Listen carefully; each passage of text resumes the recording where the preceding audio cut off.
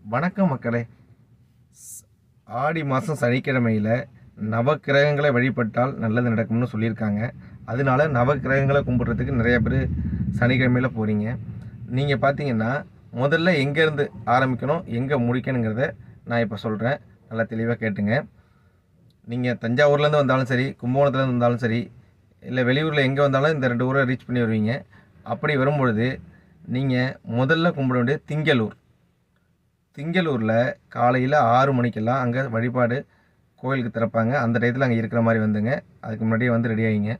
திங்களூரில் முடிச்சுட்டு அடுத்தது நேராக அங்கேருந்து 44 கிலோமீட்டர் ஆலங்குடி.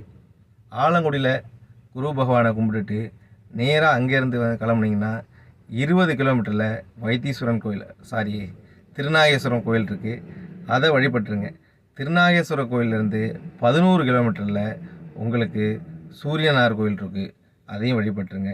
சூரியனார் கோயிலை வழிபட்டுட்டு அங்கேருந்து 3 கிலோமீட்டர் சுக்கிரன், அதையும் வழிபட்டுடுங்க. அடுத்து நீங்கள் கிட்டத்தட்ட இதே டயத்தில் ஸ்பீடாக வந்தீங்கன்னா வைத்தீஸ்வரன் கோயிலை வழிபடுறதுக்கு உங்களுக்கு வாய்ப்பு இருக்குது 1 மணிக்குள்ளே. அங்கே வந்து சாமியை கும்பிட்டு சாப்பிட்டுட்டு ரெஸ்ட் எடுத்துகிட்டு அடுத்து திருவெண்காடு போயிடுங்க. திருவெண்காடு அங்கேருந்து 17 கிலோமீட்டர். 17 கிலோமீட்டரில் திருவெண்காடு கும்பிட்டுட்டு திருவெண்காட்டிலேருந்து நேராக கீழப்பெரும்பள்ளர், அது 8 கிலோமீட்டர்.